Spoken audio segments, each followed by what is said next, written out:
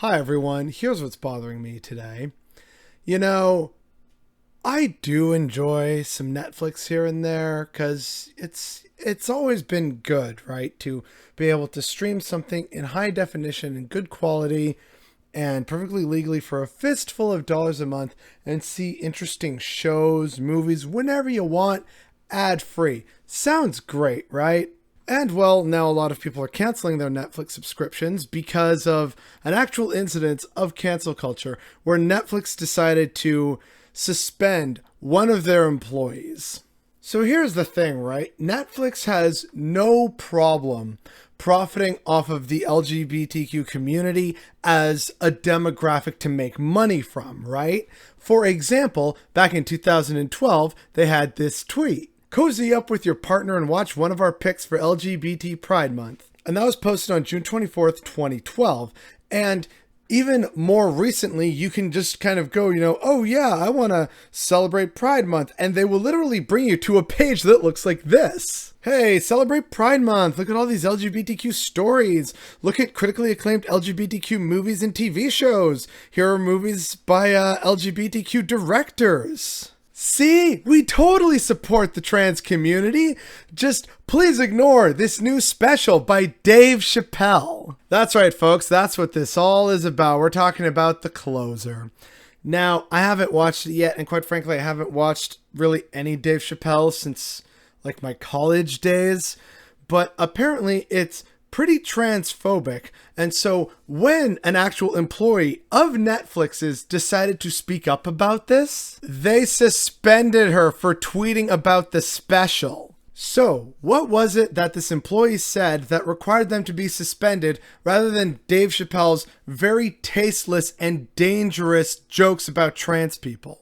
I work at Netflix. Yesterday, we launched another Chappelle special where he attacks the trans community and the very validity of transness, all while trying to pit us against other marginalized groups. You're going to hear a lot of talk about offense. We're not offended. Being trans is actually pretty funny if you're someone who actually knows about the subject matter. How could volunteering for a second puberty not be funny? That isn't what he is doing, though. Our existence is funny to him, and when we object to his harm, we're offended. The problem is that people are responding to something we never said. We aren't complaining about being offended, and we don't have thin skin. You try going to a pharmacy and having them call you sir in front of everyone while you pick up your estradiol. Thin skin. What we object to is the harm that content like this does to the trans community, especially trans people of color, and very specifically black trans women. People who look like me aren't being killed. I'm a white woman. I get to worry about Starbucks writing Tara on my drink. Promoting TERF ideology, which is what we did by giving it a platform yesterday,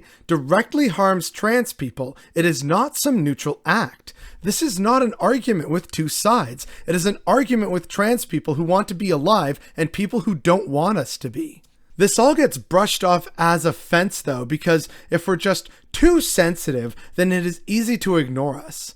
I'm surprised I haven't had anyone call me, ironically, hysterical yet today. So who does this harm? Why don't we go over the list of some people from the US who aren't offended by Dave Chappelle's special? The list in question is a list of 28 trans people brutally murdered in the past who don't have the opportunity to be offended because they were murdered for the crime of being trans. 38 members of our community who are dead because our society devalues trans people and trans experiences.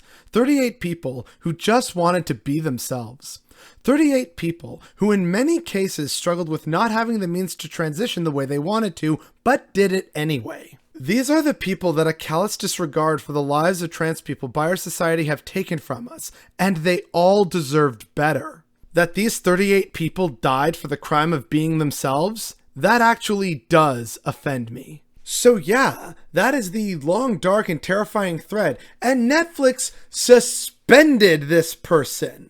Tell me, what among all of that was worthy of suspension for really speaking truth to power and also showing, hey, here's why this is actually very harmful, and also showing, especially towards black trans women. But Dave Chappelle gets to directly affect the experience of trans people by making transphobia okay and attacking the validity of the trans identity. He gets to do that over the metaphorical dead bodies of dozens, if not hundreds, if not thousands of trans people who aren't around now to actually be offended like lots of people on the right are trying to turn this into. And unfortunately, Tara Field is now being suspended by Netflix for pointing out what should be the obvious and just simply telling the truth of trans experiences and why this special is actually harmful.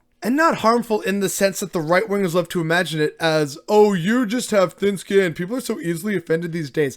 It is actually harmful to the Black trans community. And so several people have already tried to start a movement to just cancel Netflix. You know, throw away your subscription, become a pirate, yar har, fiddle-tee-tee, all that good stuff. Bring back the good old days. Pirate Bay, uTorrent, Putlocker.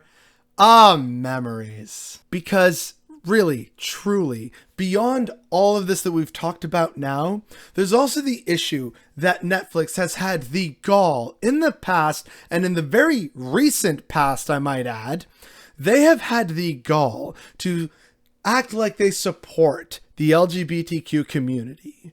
That includes the Tea part, the trans community. Oh yeah, look, see, orange is the new black, and the Wachowskis. It's all a farce. They just want your money. They don't actually care about any of the letters in the LGBTQ2IA+ community.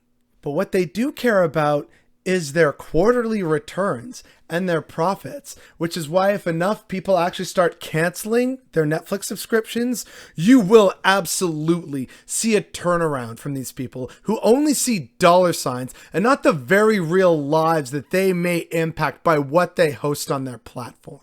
And I think that is the crux of everything for me. That Netflix pretends to care about the LGBTQ community and tries to actively market towards them, but then will happily feature specials that will negatively impact that very demographic they're trying to get money from. And the only way to get them to reverse course on a terrible decision is to affect their pocketbook. That is so terrible and shameful, but we live in a capitalist hellscape, and that is what's bothering me today.